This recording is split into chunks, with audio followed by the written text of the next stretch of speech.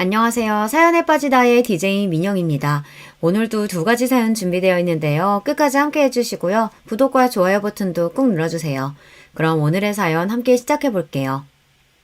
안녕하세요. 전 대전에 살면서 베이커리 가게를 하는 41살 여자입니다. 좋아하는 유튜브를 통해서 여러분과 만나 뵙게 되어 정말 반가워요. 제가 살아온 이야기를 하는 데서 우리 남동생을 빠뜨리면 안 될 것 같아 먼저 소개를 드리려고 합니다. 제 동생은 늘 웅크리고 잡니다. 눈부라치는 겨울 굴 속에서 아기 곰이 잔다면 꼭 그런 모습일까요? 특이하게 자는 모습이 귀여운 한편 갑자기 안타까움이 일어납니다. 쟤는 왜 저리 불쌍한 모습으로 자는 거야. 마음의 생채기만 남기는 이 세상과 단절하기라도 한 듯 등을 잔뜩 구부린 모습으로 자는 동생. 그러면 전 침대 위로 올라가 동생의 팔다리를 쭉쭉 밀어서 반듯하게 눕혀줍니다.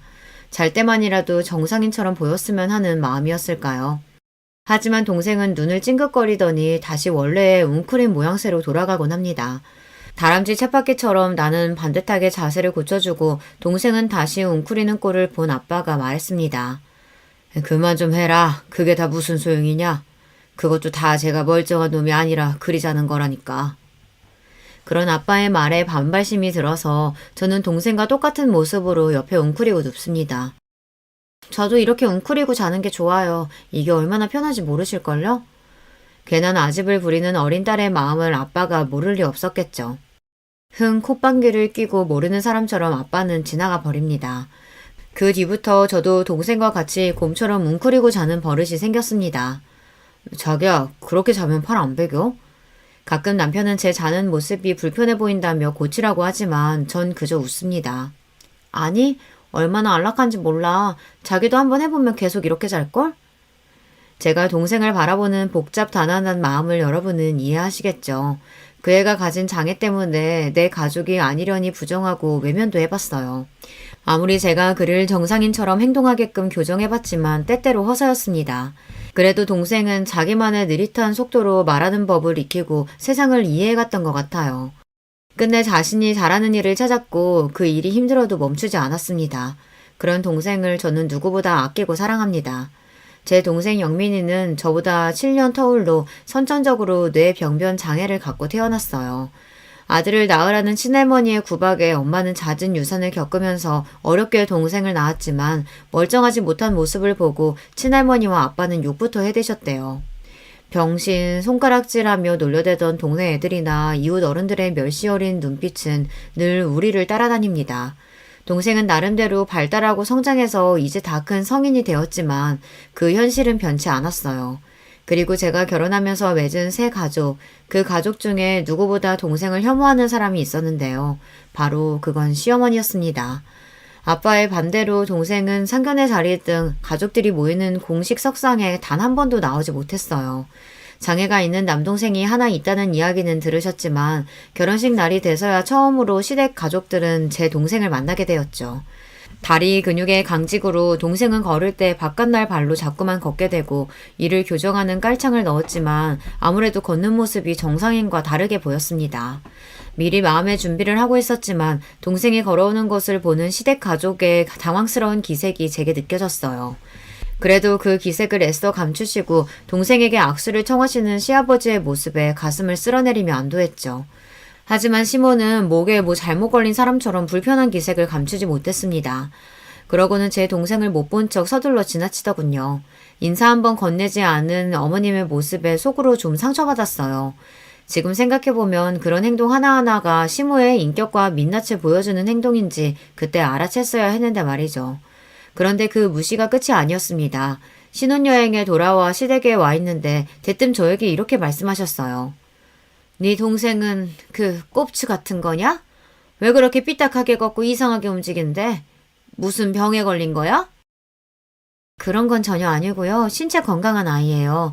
뇌기능 일부에 문제가 있어서 운동 능력이 정상인과 좀 다른 것 뿐이에요. 그럼 그 장애 유전자가 너희 집안에 흐르고 있는 거 아니냐? 나중에 내 손자에게 그게 옮겨갈까 무섭다. 그러니까 너 혹여 임신하게 되면 모든 검사 다 해라. 태아가 조금이라도 문제 있다면 낳지 말고 바로 지우고. 알겠냐? 시어머니라는 사람이 참 너무 무례하죠. 이후에도 시부는 틈만 나면 제 동생을 들먹이며 나를 약자로 만들었습니다. 하지만 여느 장애아 가정이 그렇듯 저도 심장에 어느 정도 근육이 배긴 사람이죠. 성치 않은 동생을 보호하고 다닐 때 우리에게 쏟아져 꽂히는 타인의 시선을 이겨내는 법, 피해 하나 주지 않았는데 그저 벌레 보듯 하며 쫓아내던 식당 주인들, 동생의 보호자로 살아온 세월 밥은 어디 꽁으로 먹었겠습니까? 그렇다고 해서 아픈 게 죄는 아니잖아요. 이리 항변해본들 우리 편 들어줄 정상이 있는 세상에 몇 없다는 걸 아니까 그저 체념하고 혼자 삭히는 수밖에 없었습니다. 시모가 제게 했던 모욕적인 언행을 남편에게 옮기지 않았어요. 그건 단지 가정의 분란이 끔찍이도 싫어서였어요. 제가 그런 선택을 하게 된 것은 사실 친정아빠의 영향이 컸습니다. 우리 집안이 이럴 리가 없는데 이게 다 네 엄마 탓이야. 저런 거 내 눈앞에서 치워. 우리 아빠는 그 어떤 타인보다 더 거칠게 자기 아들을 혐오했습니다. 아버지는 명문고와 명문대를 거쳐 공직 생활을 하셨던 분이죠. 남다른 자신감과 오만함으로 똘똘 뭉친 사람이 바로 우리 아빠였죠. 그런 사람에게 자식이 뇌의 일부 장애를 안고 태어났다는 사실은 아마 더할 수 없는 충격이었겠다고 전 그리 짐작합니다. 가족 동반으로 나서는 어떤 자리에서도 동생 영민이는 없는 자식처럼 집에 떨궈놓고 가셨어요. 반대로 엄마는 불쌍한 내 자식, 아픈 손가락 낀 영민이를 더 끔찍이 위하고 감싸셨죠. 전 부모님의 극단 사이에서 딱 중간이었습니다. 동생을 놓고 부모님 싸움 벌어지는 것도 싫고 엄마의 온 관심이 영민이만 향해 있는 것도 원망스러웠어요. 그래서 사춘기 시절 영민이가 미웠고 내 동생이 아니었으면 어디 사라져버렸으면 기도를 드린 적도 있었습니다. 하지만 그럼에도 영민이는 저를 제일 따랐고 좋아했어요. 집 밖에 나서면 주변 눈총에 무섭다는 엄마와 달리 전 동생을 여기저기 데리고 다녔습니다. 무식하고 용감한 게 제 성미라 남들 시선이 싫어도 그럴수록 더 내 동생을 세상에 내놓고 싶어졌어요. 그래서 동생은 세상이 어떤지도 알고 그런 만큼 자신의 결정을 받아들이고 강하게 이겨나갔습니다. 스스로 신발을 신고 벗고 누나에게 가끔 당돌하게 조언도 하는 그런 어른으로 성장했죠. 성인이 된 동생은 한 사회복지단체에서 수제 쿠키를 만드는 일을 하는 직원이 되었는걸요. 나이 21살에 받는 월급이 고작 20만 원에 불과했지만요. 최저 시급도 받지 못하는 일이지만 간사님은 정말 성실하고 꼼꼼하게 일 잘한다며 영민이를 칭찬하셨습니다. 한편 아빠 역시 세월의 흐름을 비껴갈 수 없었는지 공직자 생활에서 은퇴하셨어요. 철마다 드시는 보약에 엄마에게 온갖 보신 음식을 해내라며 건강을 끔찍이 챙기던 아빠가 암을 얻었다는 소리를 들었을 때 전 믿을 수 없었습니다. 진짜야, 너희 아빠가 대장암이라더라. 세상 참 웃기지? 다른 사람도 아니고 너희 아빠 같은 사람이 암에 걸리다니. 자존심에 끝까지 자신의 병을 자식에게 드러내는 양반은 아니셨고 엄마가 아빠가 암에 걸렸다는 사실을 알려주었습니다. 3번에 걸친 항암 치료와 짧지 않은 투병 생활 동안 아빠는 자신이 죽지 않을 거라는 확신을 가진 사람처럼 꼿꼿이 지내셨어요. 3년의 투병 생활 끝에 아버지를 보내면서 슬픔이나 그리움보다는 허탈함과 해방감이 몰려왔습니다. 도리어 아버지 간병하면서 엄마의 건강이 나빠지는 것이 염려되었던 전 차라리 다행이다 싶었습니다. 아버지, 1,000만 원이 누구 집의 이름이에요? 엄마 그만 고생시키고 이제 받아들이세요. 아빠를 닮았는지 저 역시 지독히도 상처 주는 말을 하는 딸이었습니다. 한 번 주사에 1,000만 원이나 드는 신약을 놔달라는 아빠 얘기를 단칼에 거절했거든요. 제 말에 동공이 확장되며 놀라 아무 말도 못하고 고개를 떨구던 아빠의 모습이 기억납니다. 그러고 한 달 뒤 아버지는 눈을 감으셨어요. 어쩌면 부여잡고 계셨던 마지막 생의 끈을 저 때문에 놓으셨을지도 몰라요. 지금도 추모원에 안치된 아버지의 유골함 앞에서 전 사죄의 말씀부터 나옵니다. 아버지와 딸로 만나서 이번 생 서로에게 참 힘들었죠. 다음 생에는 그저 어깨동무하고 지내는 친구처럼 만나요. 마지막 가시는 길에 많이 미안했어요. 아버지. 아빠가 떠나고 친정집에는 엄마와 남동생 둘만 남았습니다. 늘 불편했던 아버지의 빈자리는 생각보다 더 크게 다가왔어요. 긴 간병 생활 끝에 엄마의 몸과 마음이 많이 쇠약해졌고 동생의 출퇴근도 도울 수 없어서 그런 친정이 전 늘 걱정이었습니다. 그러던 시기에 제 회사 생활도 순환의 연속이었습니다. 2년째 승진에 누락된 것도 모자라 제 위로 3살 어린 팀장이 부임했으니까요. 회사에서 이렇게 꼬인 직급은 결국 너 나가라는 말을 하고 싶은 것입니다. 어느 정도 예상하지 못했던 사태는 아니에요.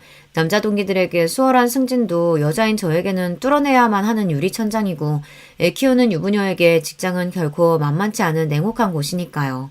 스스로에게 또 함께 일하는 동료들에게도 저 인정받는 일꾼이었습니다. 회사에서 박 과장님한테 이럴 순 없어요. 지난해 신제품 개발도 과장님 공이 지대했다는 걸 회사에서 모르는 사람 있나요? 그런데도 매번 승진 누락이라니.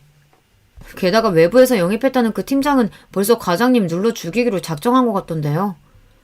애딸린 아줌마는 이제 그만 집에서 쉬어도 되지 않나. 조롱에 가까운 말로 새 팀장은 저를 찍어 누르며 전 하루하루 버티는 마음으로 출퇴근을 하고 있었습니다. 엄마, 나 공부랑 안 맞는 거 아시잖아요. 그런데 왜 꼭 공부를 해야 돼요? 그래야 좋은 대학도 가고 좋은 직장에 들어가지. 좋은 직장에 가면? 아니, 어떤 직장이 좋은 데인데? 엄마처럼 대기업만 좋은 직장인 거야? 딸의 질문에 저는 벙어리가 되고 말았습니다. 칭찬에 인색한 친정아빠도 대기업에 입사할 때 처음 저에게 악수를 청하셨습니다. 대기업에 들어갈 정도는 되니 이제 인간적으로 대우해준다는 듯이 말이죠. 취업 소식에 연봉은 1억이나 되냐며 묻던 친구들과 친척들의 부러움과 질시 어린 눈빛을 기억합니다. 하지만 지금 제 신세는 어떤가요? 인간적 멸시, 내 성취에 대한 철저한 무시가 회사의 답이었어요. 대기업에서도 집안 좋은 자제는 더 치고 나가는 법이고요. 여자면 더 불리하고요.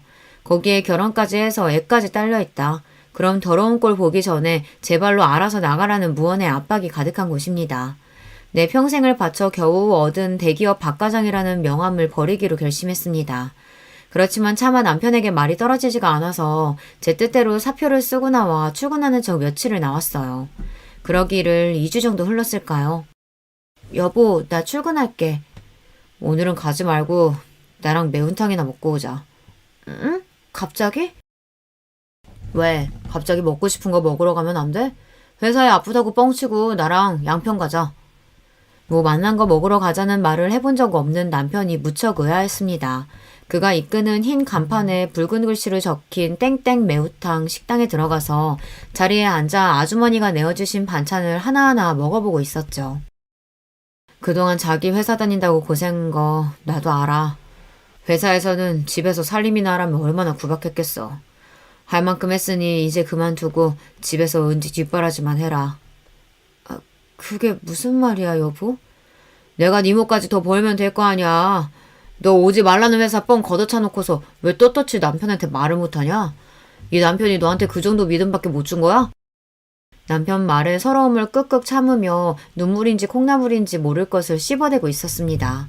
그간의 서러움과 고생을 남편이 알아준다는 것 자체가 고마워서 고개만 끄덕였어요. 그렇게 14년을 다니던 회사를 그만두고 아침에 일어나 남편과 은지 아침만 챙겨주고 나면 찾아오는 시간의 여유로움을 처음 느껴보았습니다. 그래, 나 참 열심히 달려왔잖아. 이제 앞으로 내가 하고 싶은 일을 찾아보는 거야. 빈 시간에 이런저런 회사 이력서도 넣어보고 창업 설명회도 다니면서 어떤 일을 할까 기웃기웃 거리며 내 동생 생각이 났습니다. 나는 여자라는 사실만으로 차별받아 이렇게 서러운데 장애 있는 내 동생은 세상 온 곳에서 배척당했으니 그 한이 얼마나 깊을까. 그리고 동생을 최저시급도 받지 못하는 지금의 직장에서 구해주고 싶었습니다. 여보, 내가 동생과 함께 할 수 있는 일을 해보면 어떨까? 처남이랑? 물론 그럴 수만 있다면 처남에게도 당신에게도 좋은 일이지. 근데 그런 일이 있겠나? 동생이 다니던 회사에서 쿠키를 잘 굽는다는 칭찬이 자자했습니다. 또 은지가 어릴 때 휴일날 함께 베이킹했던 기억이 저에게는 달콤하게 남아있거든요. 그런 생각을 하다 보니 모든 상황은 저를 이렇게 빵가게 사장으로 이끌었어요. 여러분 주변을 둘러보세요. 파리바게트 같은 대기업부터 개인 가게까지 베이커리 상점이 얼마나 많은가요? 레드오션 중에 레드오션이지만 전 용감하게 그 속으로 뛰어들어 보았습니다. 느리지만 정성스럽게 굽는 빵이라는 간판을 걸고 우리 남매의 가게를 열었어요. 당연히 처음에는 적자의 연속이었죠. 정말 어떤 날은 가게에 딱 한 분 손님만 오셔서 제가 남은 빵 여러 개를 덤으로 더 드렸던 기억도 있네요. 그 좋은 회사 걷어차고 한다는 게 고작 빵 쪼가리 파는 데라니. 기가 찬다 참. 그것도 네 장에 걸린 동생 데리고 가게가 아주 잘도 돌아가겠다. 어? 그러게 왜 그 좋은 데를 네 발로 차고 나오냐 나오길. 오늘 나온 빵 어머님이 다 사주실 것 아니면 동생, 아니 우리 직원에 대해 그렇게 말씀하지 마세요. 환영의 인사로 충분해야 할 개업식 날 찾아온 시몬은 이렇게 말로 초를 치기 시작했습니다. 시몬은 떠나는 순간까지 저에게 괜히 가게나 해서 집안 재산 들여먹는 거 아니냐, 동생은 내보내라는 등 잔소리 넘는 간섭으로 아주 기운을 빼놓으셨죠. 시모가 가시고 속상한 마음에 맥주 한 캔을 들이키는 저에게 남편은 미안하다는 듯한 한마디를 건네더군요. 오늘 엄마 말씀 많이 서운했지? 그런데 너무 미워하지 마라. 다 자식 걱정에 그러시는 거 아니겠어? 그러면서 남편은 통장과 도장을 제 앞에 내놓았어요. 안 그래도 가게 차리면서 은행에 진 빚은 있지 빵은 잘 안 팔리지. 돈 걱정이 많았던 제 마음을 남편이 알아준 겁니다. 그 돈은 바로 자기 용돈을 모아놓은 적금 통장이었어요.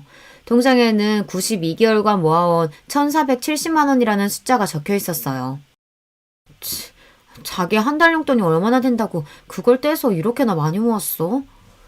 놀란 마음을 감추고 이렇게 퉁명스레 얘기했지만 사실 속으로 떨렸습니다. 왠지 대학교 때 등록금 하려고 모아놨는데 저것이나 하는 거 보니 대학이나 갈까 모르겠다. 처남은 나한테 아들과 마찬가지라고. 그러니 처남 등록금이라고 생각하고 내가 도울 거 있으면 또 말해. 이러니 내가 시몬은 싫어도 남편만 보며 어찌어찌 결혼 생활을 이어갔던 것 같아요. 많은 우려 속에 연 베이커리 가게는 저와 우리 친정 가족의 희망 그 자체였습니다. 동생은 빵을 구울 때 세상에서 가장 행복해 보였어요. 물론 보통의 사람보다야 많은 시간을 들여야 하죠. 하지만 정성스럽게 굽는 만큼 빵의 결은 더욱 보드랍고 쿠키의 버터 냄새는 더욱 고소합니다. 이 향과 맛은 오시는 단골 손님들이 더 기가 막히게 알아채세요. 사장님, 오늘 쿠키는 사장님이 구우셨죠? 우리 배우님이 구운 것과는 향 자체가 다르다고요. 맞죠? 맞죠? 어머, 귀신이네. 우리 배우군은 어제 손을 좀 다쳐서 오늘은 부득이 제가 구웠으니 양해해 주세요. 어머머, 우리 배우님 많이 다치셨나요? 도리어 손님 중에 이렇게 동생이 만든 빵을 선호하고 또 가게에서 안 보이면 걱정하는 분들이 늘어났답니다. 제 동생이 제일 좋아하는 동물은 곰, 그래서 가게에서 닉네임이 베어라는 명찰을 달고 있어요. 가게에 오시는 손님들은 동생을 베어님이라고 부르죠. 부분들에게 베어는 더 이상 내병변 장애인이 아니라 맛있는 베이커리를 굽는 파티셰입니다. 내 동생은 지금 최고로 행복하다면서 자기 일에 자부심을 갖고 누구보다 성실하게 일하고 있어요. 사람의 애정과 노력은 배신하지 않는 법이죠. 우리 베이커리를 찾아주는 손님들은 갈수록 늘어났답니다. 어떤 날은 가게 문을 닫는 9시가 되기 한참 전에 모든 빵이 다 팔리기도 해요. 어머, 퇴근하고 바로 뛰어오는데 벌써 솔드아웃이에요? 참, 오늘 하루가 고돼서 여기 빵 너무 먹고 싶었는데. 이렇게 아쉬움으로 발걸음을 돌리는 손님들이 생길 지경이었어요. 저와 동생은 욕심부리지 않고 하루 생산할 수 있는 만큼의 베이커리를 생산하느라 손님들의 기대에 못 미치는 양일 수 있어요. 그래도 우리 집 생활비에 동생 월급 그리고 가게 빚 이자를 내기에는 충분할 만큼 수익을 내게 되었죠. 저희 가게를 사랑해주시는 많은 분들께 이 자리를 빌려 정말 감사드려요. 한편 남편에게는 7살 어린 여동생이 있었는데요. 이 친구가 또 골칫거립니다. 우리 막둥이 봐라. 저렇게나 예쁘고 곰살맞으니 어느 놈이 데려갈까 아깝기도 하네. 네 주변에 누구 좋은 사위감 없냐? 사짜 직업 아니면 남자 집안에 건물 한 채 정도 있는 남자라야 신우에게 대볼 수 있다는 시모의 말에 실서가 나왔습니다. 고슴도치 눈에는 자식의 가시도 장미 이파리처럼 보이는 격이죠. 언니, 나 친구랑 여행 왔다가 수중에 돈 한 푼 안 남아버렸어요. 그러니까 언니가 나 좀 데리러 와줘요. 거기가 어딘데요? 운전면허도 없는 대학생이 강원도 양양까지 갔다니 거기에다가 교통비도 없어서 못 오고 있다는 말을 부끄럽지도 않은지 서슴지 않고 합니다. 신우이는 그런 여자예요. 약삭 바르고 눈치가 굳어낸 여우라 그런 막내딸이 이쁘다며 시모는 물고 빨고 어린애 대하듯 오냐오냐 키우셨어요. 덕분에 시댁에서 온갖 좋은 것은 장남인 남편을 제치고 모두 신우이의 몫이었다네요. 전 퇴근하자마자 운전대를 잡고 양양으로 향했죠. 언니, 지금 이렇게 늦게 오면 어떡해요. 배고파 뒤지는 줄 알았네. 차에 뭐 먹을 거 있어요? 반갑고 고맙다는 인사는 뒷전이고 만나자마자 짜증을 내는 신우이의 옆에는 머쓱하게 서 있는 한 남자애가 보였습니다. 이 남자가 아가씨랑 같이 온 사람이에요? 아가씨 친구랑 여행 왔다면서요. 남자친구랑 외박까지 한 거 어머님이랑 오빠가 알면 경을 칠 텐데. 그러니까 내가 언니한테만 연락을 했죠. 이 일은 무덤까지 갖고 갈 비밀이에요. 아셨죠? 자기야, 어서 차 타고 가자. 추워. 이렇게 신우이와 남자친구를 태우고 다시 3시간 반이 걸려 서울에 도착한 경험이 있습니다. 이번 일을 보시면 알 수 있듯이 신우이는 제멋대로의 성격에 남자도 수없이 갈아치웠어요. 고등학교 때 사귀다가 같이 가출해서 일주일 함께 살다 온 30살짜리 남자부터 시작해서 성인이 된 이후에는 남자친구가 매번 변하는 통에 몇 명인지 셀 수도 없었죠. 촌스럽게. 걘 그냥 잠깐 만나는 애일 뿐이고 무슨 남자친구라고 잔소리해요. 아가씨는 그냥 만나는 남자랑 손도 잡고 외박도 하나 봐요. 내가 인기가 좋아서 오는 남자 뭐 어떻게 막으라고. 그리고 난 결혼 생각 없으니까 애인이나 많이 만들어두는 거죠. 나도 생각이라는 게 있는 년인데 언니처럼 구질구질하게 사는 거 보고 내가 결혼하고 싶겠어요? 어찌 보면 똑똑하고 아주 계산적인 친구죠. 시댁에서 얼마나 대접 못 받고 사는 며느리인지 제가 신우이 눈에는 그리 보였나 봅니다. 그렇게 남자들과 동거도 서슴지 않던 신우이는 자기 아버지와 오빠에게는 철저히 비밀에 붙여달라며 끝까지 저를 자기 편으로 두었죠. 저도 이유를 잘 모르겠어요. 얄밉지만 신우이의 자유로운 청춘을 지켜주고 싶은 마음이었던 건지 시아버지에게는 물론 남편에게까지 신우이의 잘못을 감춰주었으니까요. 철없고 이기적이긴 해도 그 나이 때에 못 모를 땐 그럴 수 있지. 신우이는 적어도 시모처럼 동생을 들먹이며 제 가슴 후벼 파는 말을 하지는 않았으니까요. 그런데 싱글을 자유롭게 즐기겠다던 신우는 갑자기 결혼 발표를 했습니다. 그 이후 전 시모와 신우이의 추악한 민낯을 대면하고 말았고요. 결혼하겠다며 신우가 데려온 남자는 유명한 식품기업에 다니고 있는 회사원이었어요. 외모는 평범했지만 성실하고 책임감 있는 남자로 보여 시집 보내기에 안심이었습니다. 그런데 천방지축이던 신우이는 그 남자 옆에서는 세상 제일 조신하고 참한 여자처럼 연기하더군요.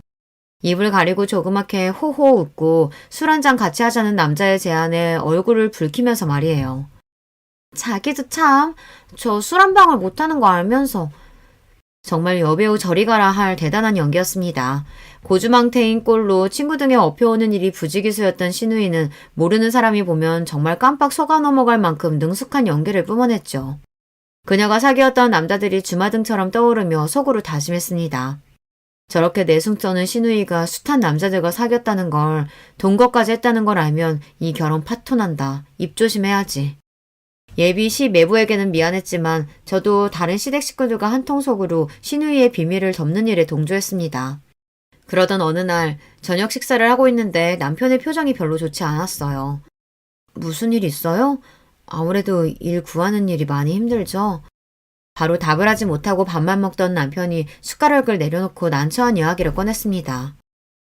오늘 영순이가 전화해서 혼수 중에 하나를 해놓으라고 하대. 오라비가 돼서 하나뿐인 동생 시집갈 집에 혼수 번듯하게 내놓으면 좋겠다는데 내가 할 말이 없더라. 사업 망한 걸 집에 말 안 해서 아마 걔는 내 사정 모를 테니까. 웬만한 일은 다 괜찮다며 대범한 남편이 땅이 꺼져라 한숨 쉬는 모습이 안타까웠습니다. 사실 그때 남편이 잘 해오던 사업이 망해서 집에서 쉬고 있는 상황이었거든요. 사업 장려하면서 많은 빚도 껴안은 상태라 그 이자 생각만 하면 우리 부부는 밤에 잠도 못 잘 지경이었어요. 그나마 동생과 차린 베이커리가 잘 돼서 망정이지 아니었으면 우리 은지와 길거리에 나앉을 만큼 심각한 경제 상황이었어요. 이 남자가 완어울리게 웬 한숨이야. 동생이 일상에 한 번뿐인 결혼을 하는데 오빠로서 가만히 있으면 쓰나. 여기 카드 줄 테니까 이걸로 내일 아가씨 데리고 가서 아주 눈에 확 띄게 좋은 놈으로 사줘요. 당장 은지가 사고 싶다는 30만 원짜리 과일 전집도 고민하는 형편이었지만 남편 앞에서 통 큰 부인답게 내 카드를 내밀었습니다. 여러분, 남자의 눈물을 보신 적이 있나요? 우리 남편이 곰처럼 우직하고 무뚝뚝하지만요. 또 은근히 눈물이 많답니다. 미안하고 고맙다, 여보. 하며 고개를 수그리고 카드를 받아가던 남편은 제가 모르는 줄 알았겠지만 전 보았어요. 눈가에 슬며시 맺힌 남편의 눈물을요. 남편의 사업 실패 이후 살림은 빠듯했지만 열심히 살다 보면 빚도 다 갚지 않겠어요. 그저 베이커리나 열심히 운영하면서 하루하루 바쁘게 살아갔죠. 시간이 어찌나 빨리 흐르는지 어느덧 신우의 결혼식 당일이 되었어요. 아침에 식구들대로 결혼식에 갈 채비를 하다가 전 축의금 봉투를 만지작거리며 얼마를 넣을지 고민을 하고 있었습니다. 남편이 그런 저를 툭 치며 왜 그러냐고 묻더군요. 아니, 오늘 아가씨 결혼식 축의금 얼마를 해야 하는 걸까? 뭐 그런 걸 걱정하느라 한참 동안 앉아있어. 300만 원이나 하는 비싼 TV도 사줬는데 뭘 굳이 축의금까지 줘야 해? 그래도 어떻게 빈손으로 가. 그래도 체면치레는 하고자 적다면 적지만 우리 형편에는 큰맘 먹고 50만 원을 축의금 봉투에 넣어냈습니다. 자기가 하고 싶다던 대로 꽃이 화려하게 장식된 웨딩홀에 들어서던 신우이는 무척 행복한 표정을 짓는 신부의 모습을 보이며 결혼식을 마쳤습니다. 결혼식 마치고 급히 가게로 가려는 저를 느닷없이 시모가 붙잡으셨어요. 시골에서 올라오신 시댁 친척분들께 필요한 음식 대접을 더 해야 한다며 시모는 괜찮은 식당을 잡아보라고 말씀하셨습니다. 어머님, 저 동생하고 친구한테 잠깐 가게 맡겨놓고 온 상태라 이제 가봐야 돼요. 괜찮으시면 어머님 댁에서 하시고 필요한 음식 있으시면 배달 보내드릴게요. 얘가 지금 무슨 가게를 간다는 거야? 그 꼽추 같은 애가 어떻게 가게를 본다고? 걔한테 맡기고 왔다는 구라치면 내가 믿을 줄 아니? 그깟 몇 푼 벌자고 시댁 어르신들 대접을 맏며느리가 되어가지고 못하겠다. 꼽추라니 지금 제 동생을 그렇게 말씀하신 거예요? 사지 멀쩡하고요. 뇌에 조금 장애가 있는 것뿐이지 멀쩡히 제 할 일 잘하는 애라고 몇 번이나 말씀드립니까? 처음으로 저는 시어머니에게 정색하며 언성을 높였습니다. 그러자 결혼식장에 계신 몇몇 분의 눈길이 우리에게 향했고 제가 뭐라고 더 시모에게 이야기하려는 순간 남편이 가로막았습니다. 어머니, 좋은 날 왜 그러세요? 이 사람 말 틀린 거 없습니다. 처남이랑 친구에게 가게 맡겨놔서 이 사람 지금 많이 걱정될 거예요. 그냥 보내주시고 저랑 같이 얘기하세요. 네? 자기야, 이제 얼른 가게 가봐. 남편은 저에게 눈을 찡긋하고 시모를 말렸어요.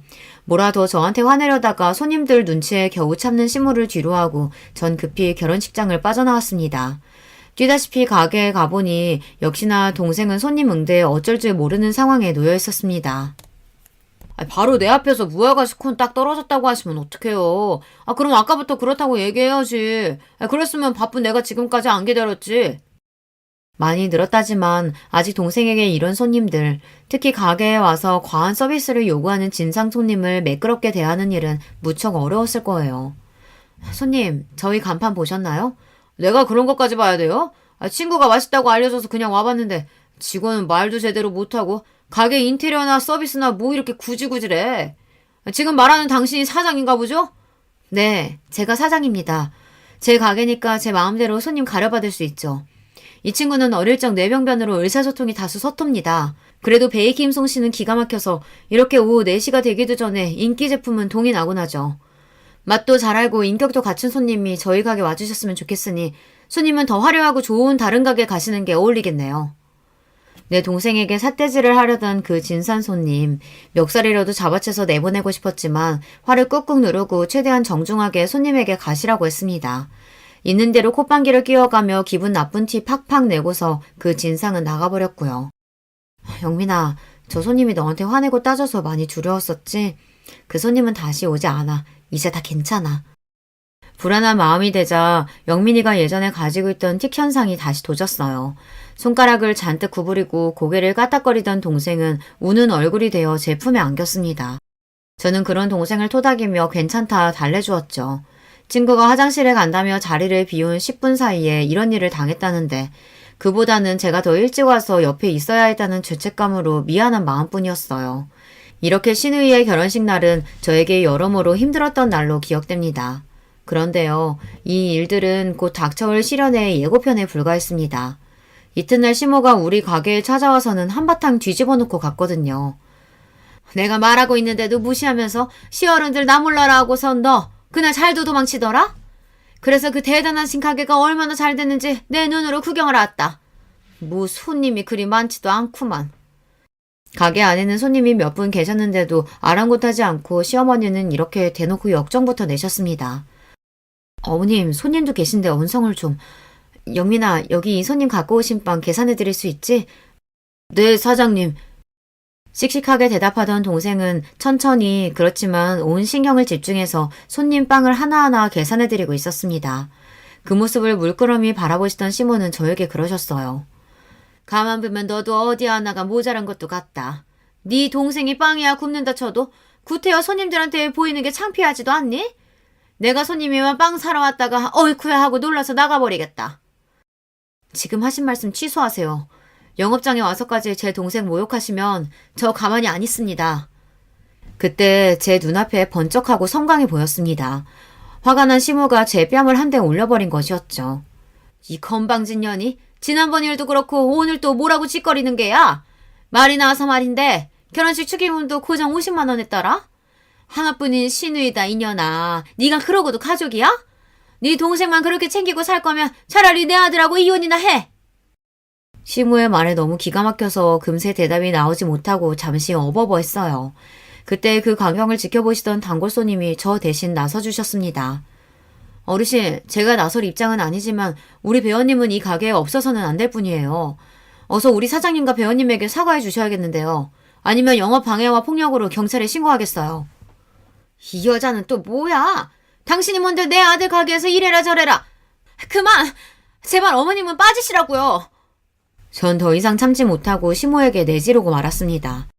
당신하고 다시 얼굴 볼 일 없게 할 테니 이제 내 가게에서 나가세요. 여긴 나와 내 동생의 가게고 당신 아들은 지금 백수로 놀고 먹고 있으니까 어머님은 아무 권리가 없으니 당장 나가시라고요. 시모는 자기 아들이 백수라는 부분에 놀랐는지 제가 막무가내로 쫓아내서 당황한 건지 모르겠지만 획하니 가게를 나가버렸습니다.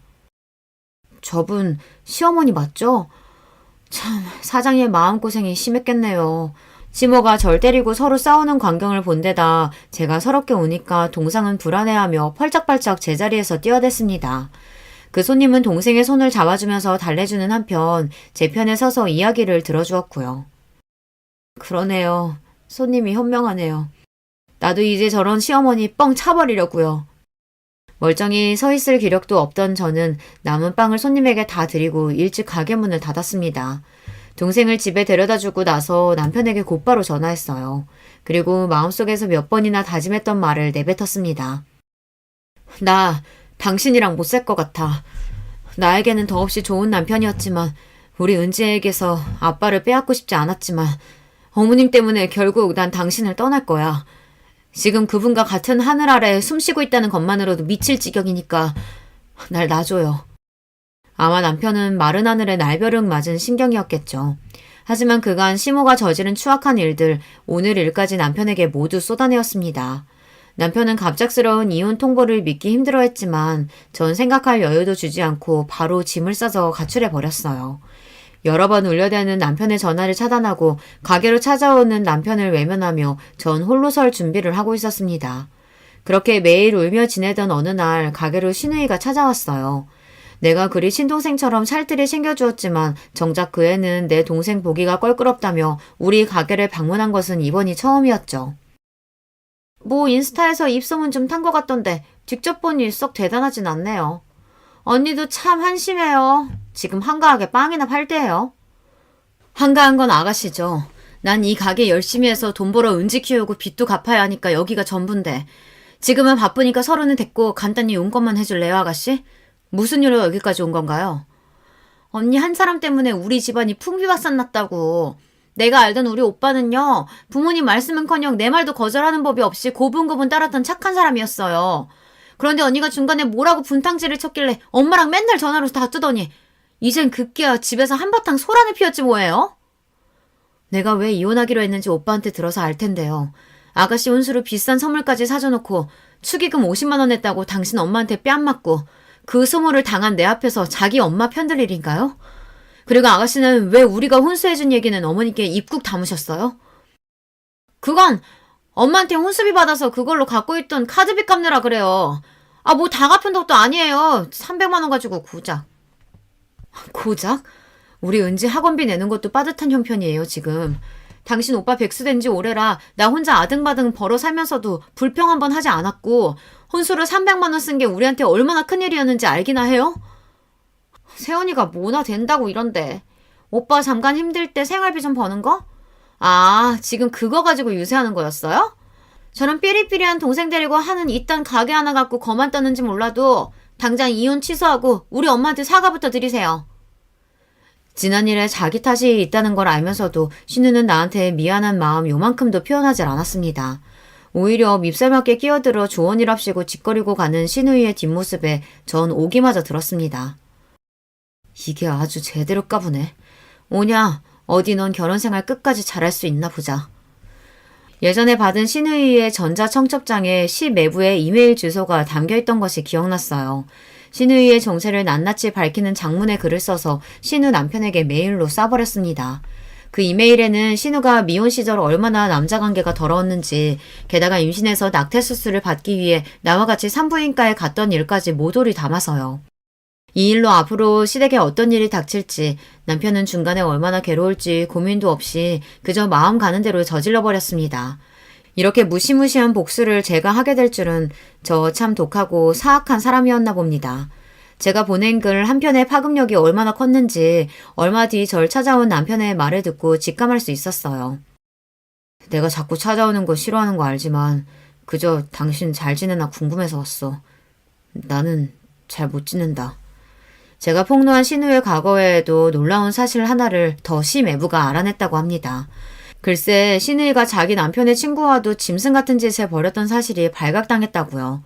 돌이킬 수 없는 많은 죄를 저지른 신우이는 자기 남편에게 쫓겨나서 이제 시댁에 들어와 살고 있습니다. 그런데 그녀는 아직까지 정신을 차리지 못했어요.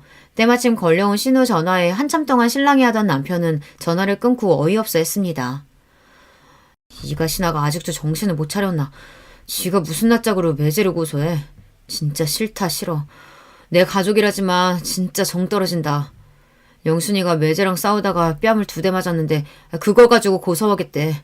어차피 이혼할 건데 위자료나 뜯어낼 거라고. 찰면피도 유분수지. 판사 앞에 가서 그래봐라 해. 자기가 남편 친구랑 붙어먹고 낙태수술한 과거까지 숨기고 결혼한 것과 고작 뺨 2대 맞은 것 중 뭐가 더 잘못인지. 나도 같은 생각이다. 그런데 낯살이나 먹은 우리 엄마도 그런 가시나 말리긴커녕 둘이 같이 궁리하고 있다네. 오라비가 돼가지고 동생이 이렇게 어려운데도 안 도와준다며 애기처럼 떼만 쓰더니. 빌어먹을 집안. 얼마나 울분이 터지는지 입에 달지도 않던 욕지기를 애써 참는 남편 모습을 찬찬히 보니 그는 참 많이 마르고 힘들어 보였습니다. 아무리 마음 불편해도 밥은 잘 챙겨 먹고 다녀야지. 나랑 떨어진 지 며칠이나 됐다고 그새 그렇게 말랐어. 남편은 제 앞으로 조용히 다가와 제 손을 꼭 잡고 허리를 굽혀 흐느끼듯 말했습니다. 야, 나 너 없이는 못 산다. 차라리 우리 집하고 연 끊을게. 엄마랑 동생한테 너 그런 일 다시는 안 당하게 할 테니까 도로 다 받아주면 안 되겠어? 진심 어린 남편의 말에 저도 울컥해서 눈물 한 줄기가 뺨을 스치고 지나갔습니다. 그때 웅크리고 빵 제조실에 있던 동생이 뛰쳐나와 내 손을 남편 손에 억지로 얹혀주며 말했습니다. 나는 우리 형 좋아. 누나야, 은지 조카도 엄마 아빠 헤어지는 거 싫다고 나한테 울더라. 형 용서해줘. 우리 누나는 천사잖아. 내 동생까지 이렇게 거들고 나서자 그만 전 눈물을 왈칵 쏟아내고 말았습니다. 사실은 저도 남편을 사랑하는 마음이 변치 않았기에 이별이 힘들었거든요. 결국 전 남편에게 돌아가기로 했습니다. 다만 남편의 말대로 시댁과 인연을 끊겠다는 조건을 달고서 말이죠. 제 믿음대로 그는 자기의 핏줄과 남남처럼 지내고 살았습니다. 그러니 결국 시모는 어쩔 수 없다는 듯 저를 찾아와 빌게 되었죠. 가게에 들어선 시모를 보자마자 가게 일을 돕고 있던 남편은 자기 어머니를 바로 내보내려고 했어요. 내가 이미 말했잖아요. 이제 엄마도 동생도 모르는 고아처럼 살 테니 자꾸 여기 찾아오지 마세요.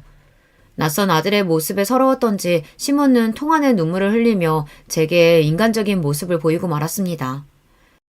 네가 처음 시집 왔을 때부터 미웠던 건 아니었다. 그런데 내 평생을 바쳐 키워낸 아들이 갈수록 너만 싸고 도니까 꼭지가 돌기 시작했어.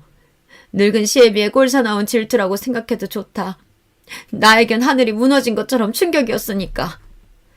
그리고 이어진 시모의 한마디에 이젠 제가 꼭지가 돌 것 같았습니다. 게다가 또 충격은 내 아들이 불구 같은 네 동생을 우리 가족보다 더 챙기고 정을 쏟는 모습이었어. 말 함부로 하지 마세요. 제 동생 보고 꼽추라 하더니 어떻게 이젠 불구라고까지 하세요? 그건 내가 못 배워서 저 동생한테 뭐라고 해야 할지 잘 몰라서 그래.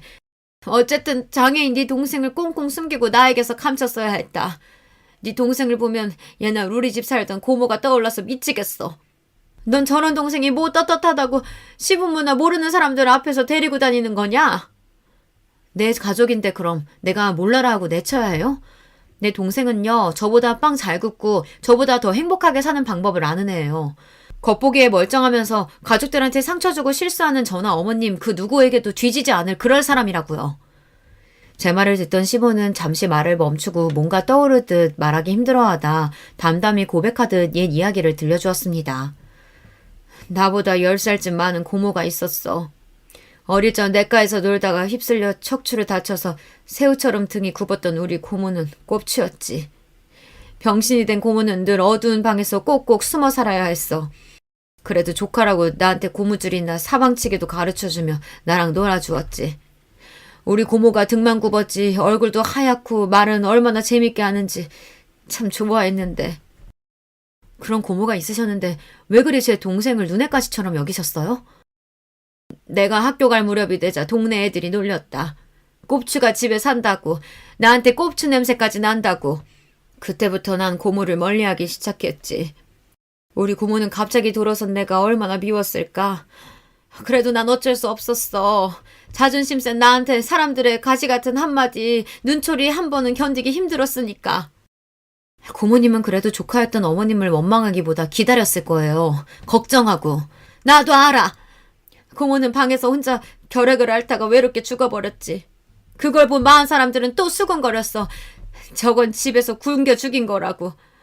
겨울날 방에 불도 안 떼주고 말간 죽이나 주니까 병에 걸렸지. 결국 가족에게 죽임당한 거나 마찬가지라고. 입 하나가 아까웠던 그 시절을 네가 아니? 나도 가슴 찢어지게 아파하고 고모 보냈지만 어차피 제대로 살지 못할 사람이라면 차라리 일찍 저승 가는 게 낫겠다 여겼어. 그리고 나는 절대로 남들 손가락질 받을 사람이 안 되겠다 다짐했지. 날 좋아하는 사람 하나 없어도 속으로 난 대단한 사람이다. 그리 외워가며 살아왔어. 그런데 너희 남매는 어떻게 왜 그리 당당할 수 있는 거냐? 네 동생은 누구보다 챙기면서 우리 영순이 축의금은 꼴랑 50만 원 하는 걸 보고 내가 그만 눈이 뒤집히고 말았던 거야. 시모는 거만한 가면을 내려놓고 솔직하게 부끄러운 과거까지 모두 얘기하셨습니다. 그 말씀을 들으니 왜 그리 제 동생과 저에게 모질게 대하셨는지 조금 이해가 가기도 했어요. 하지만 사람이 곁에 있을 때 잘해야 한다고 그 말씀 한 번으로 시모와 벌어진 사이를 단숨에 붙이기란 어려웠습니다. 그리고 남편 역시 저와 같은 생각이었고요. 어머니, 그만 일어나시고 눈물 닦으세요. 그 마음 충분히 이해하는데 아직 시간이 필요합니다. 제 결심은 달라질 것이 없으니까요. 그래도 기어이 저 병신 같은 것들을 네가 데리고 가겠다. 널 낳아 길러준 네 어미를 버리고. 한참 눈물 짓던 시모는 이제 분노를 터뜨리며 악에 악을 쓰기 시작했어요. 저는요. 우리 남편이 우리 은지가 설령 어머님이 장애자였어도 다 품었을 거예요. 사랑하는 가족이니까 부족한 부분은 제가 채워주면서 끝까지 책임지고 살았을 겁니다. 시모는 제 이야기에 놀란 눈이 되어 털썩 주저앉아 한참 통곡하셨습니다. 나 이만 가마. 세아가 미안했다. 언젠가가 되면 보자꾸나. 시몬은 온몸에 기운이 다 빠진 사람처럼 축 늘어진 모습으로 떠나셨고 그리 끈질기게 연락하고 괴롭히던 일도 멈추셨습니다. 아마 그날 우리의 대화로 느끼셨을지도 몰라요. 서로에게 적당한 거리를 갖고 각자의 상처가 아문 그 어느 나중에 보는 것이 현명하다는 것을 말이죠. 이렇게 혼란스러운 일들이 지나자 우리 세 식구는 평화롭게 지내게 되었습니다. 남편은 백수 생활을 접고 어느 기업체에 취직해서 잘 다니고 있고 전 여전히 동생과 함께 베이커리 가게를 하며 삽니다. 제 삶에서 전과 달라진 점이 있다면 만사에 더 감사하게 되었다는 것. 명절마다 시댁 챙기느라 못 갔던 우리 친정에 가서 재미나게 지내다 온다는 것. 남편과 더 돈독하게 부부의 정이 쌓아간다는 것. 그 정도일까요? 미래의 일은 알 수 없기에 언젠가 시모와 시누이를 만나게 되겠지만요. 만약 이전과 같은 모습이라면 얼마든지 손을 뻗어 내 삶에서 밀어낼 작정이기에 전처럼 두렵지만은 않습니다. 그리고 이제 제 이야기를 마무리하려고 합니다. 가게에서 틈틈이 이 글을 쓰는데 동생이 무척 많은 관심을 가지고 쳐다보더군요. 누나가 글을 쓸 때 표정 이쁘다. 이번 기회로 시작해서 제가 살아온 일 외에도 조금씩 글을 써보려고 합니다. 처녀작이라 부족함이 많았는데 불구하고 끝까지 들어주신 구독자 여러분께 깊은 감사드립니다. 마지막으로 이 말씀 드리고 싶어요. 어떤 사람이 말하더군요.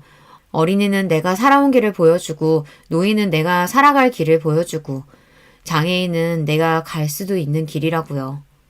나와 내 가족이 갈 수도 있는 길을 현재 걷고 있는 장애인들에게 따스한 시선 보내주시면 참 좋겠습니다. 이만 여러분 모두에게 빵냄새처럼 향긋한 일생을 바람하지 않으며 안녕히 계세요. 안녕하세요. 저는 IT 업계 회사에서 오래 근무해온 50대 중반의 남자입니다. 저 역시 그렇게 살던 때가 있었지만 아무튼 남들 보기에 평탄해 보이는 집안이나 그렇지 않은 집안이나 뚜껑 열어보면 제각각의 사연들이 있는 것 같아요. 제 얘기는 좀 더 복잡하고 꺼내기 무척 거북스러운 이야기이기도 합니다만 같이 들어주신다면 감사하겠습니다. 저와 아내는 회사에서 만났고 아내는 결혼하는 즉시 회사 일을 그만둔 케이스예요. 예전부터 현모양처가 꿈이라고 했었고 저도 수입이나 형편이 나쁘지 않았기 때문에 기꺼이 그렇게 하라고 했답니다. 그래서 얼마 안 있다가 신혼 1년이 지나 아기가 들어섰고 저희 집에 아들이라고는 저 하나밖에 없었기 때문에 아주 경사가 났답니다. 어머니는 우리 아들이 태어났을 때 가끔 봐주시기도 했고 자라는 내내 해마다 적지 않은 용돈을 꼬박꼬박 주셨었어요. 아내는 그때마다 감사하다는 인사를 했었고 어머니도 흐뭇해하셨고요. 어머니 정말 감사해요. 우리 정민이 건강히 잘 키울게요. 주신 용돈으로 옷도 잘 해입히고 맛있는 것도 꾸준히 해먹일 거예요. 아내가 이렇게 인사한 이유는 어머니는 정말 섭섭지 않게 용돈을 주셨거든요. 그렇게 해서 시간이 흘러 우리 아들이 초등학교 4학년쯤 되었을 때의 일인데요. 그쯤 되어 어머니가 많이 아프셨어요. 연세도 연세이기도 하고 그쯤 되면 다들 몸이 안 좋아진다고 하지만 특히 관절이 너무 약해지셨더라고요. 한 번은 지하철 계단에서 쓰러지시기도 하고 제가 정말 헐레벌떡 모시러 갔던 기억도 나요. 이런 일이 몇 번 있으니 어머니를 혼자 두고 싶지 않더라고요. 아내도 이 사실을 알고 걱정했고 한 번은 누나들과 의논을 해야겠다는 생각했어요. 근데 아무리 고민해봐도 어머니를 모실 수 있는 입장은 저밖에 안 되겠더라고요. 아내에게 의견을 물었더니 곧장 바로 수긍을 하더라고요. 그래, 당연히 우리가 모셔야지. 어머니가 우리 정민이랑 나를 얼마나 각별히 챙겨주셨어. 우리 엄마한테 물어보니까 원래 그 나이 되면 다 관절이 엉망진창이 된대. 더 물어볼 것도 없이 얼른 정리하고 오시라고 말씀드려.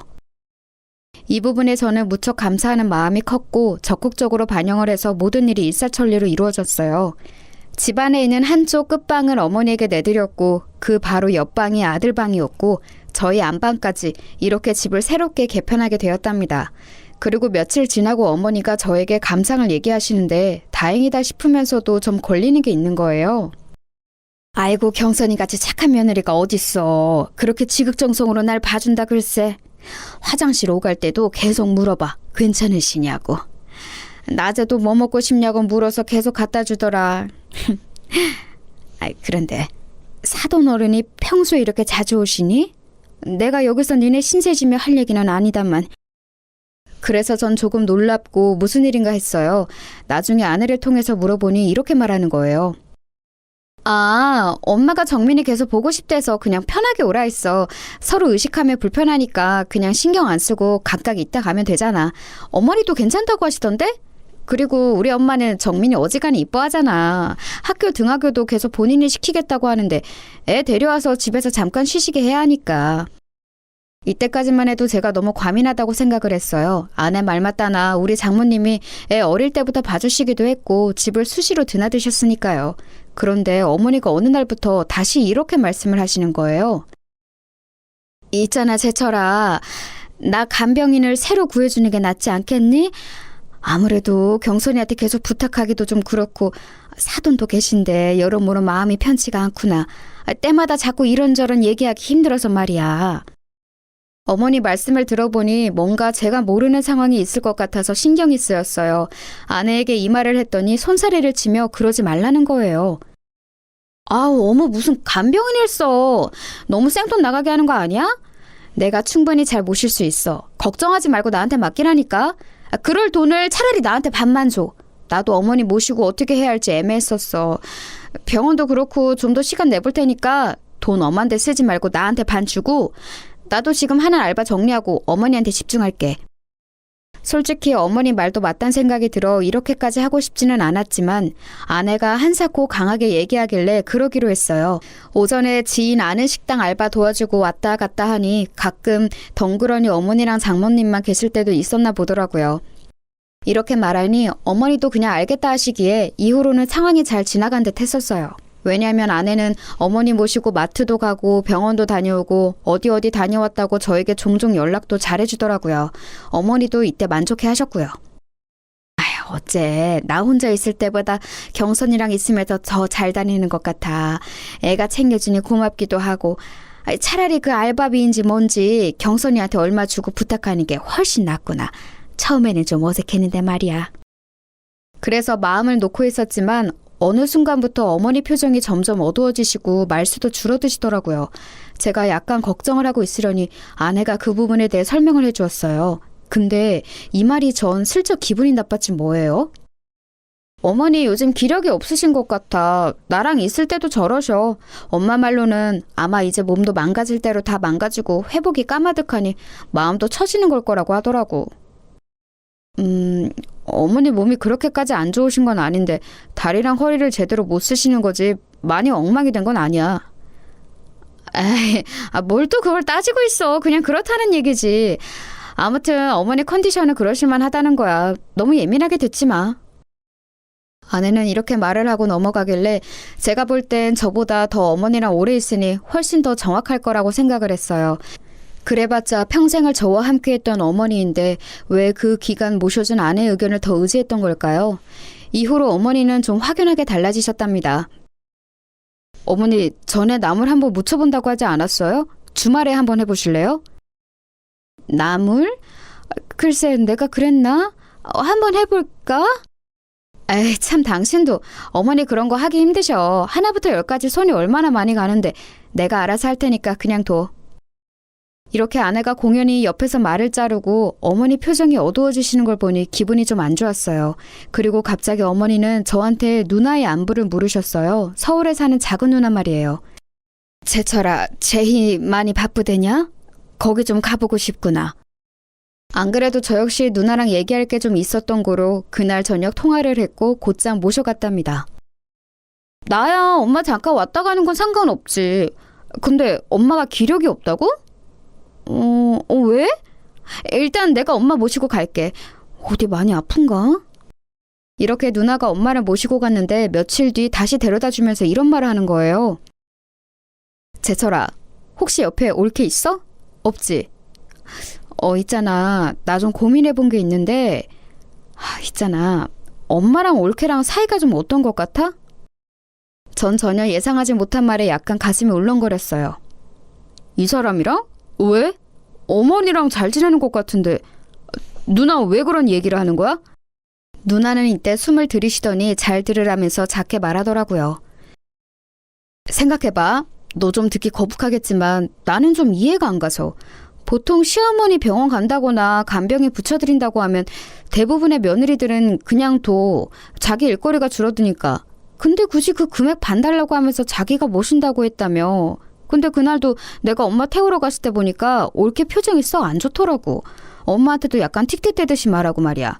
내가 있는데도 저러는 걸 보니까 없을 땐 어떨까 잠깐 생각이 들었어. 그리고 엄마 우리 집에 있던 그 3박 4일간 얼마나 잘 드셨는데 별거 없는 것도 되게 잘 먹고. 여기서 할 말을 잃었지만 누나는 계속해서 말을 하더라고요. 있잖아, 내가 신우짓 하는 게 아니고 엄마랑 관련된 거니까 얘기를 할 수밖에 없는 거야. 이거 좀 과하게 느껴질지 모르지만 말이야. 혹시 몰라서 그러니까 그 홈 CCTV 한번 달아보는 거 어때? 그거 하기 어렵지 않거든. 저는 그렇게까지 해야 되나 싶어 말이 순간적으로 턱 막혔어요. 그런데 누나는 계속해서 강조를 하더라고요. 아니면 어쩔 수 없고 그 다음부터는 치우면 되지. 내 말은 길게도 말고 한 이틀 정도만 켜두고 봐봐. 집에 안 쓰는 공기계 있을 거 아니야. 진짜 내가 괜히 이러는 게 아니고 우리 남편도 내 얘기 들어보니까 평소 그렇게 활달한 엄마가 네 집에서 기력이 없다니까 좀 이상하대.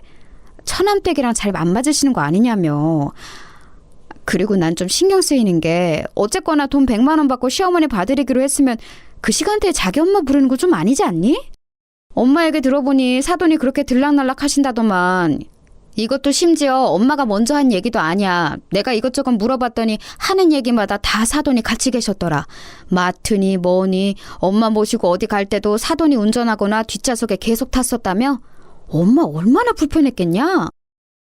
저는 장모님이 이 무렵 때도 평소처럼 그렇게 자주 오시는지 몰랐어요. 어머니가 장애가 있으신 것도 아니니 일단은 집에 계실 수 있고 아내는 알바를 그만두는 김에 아이 등하교도 다 자기가 한다고 했거든요.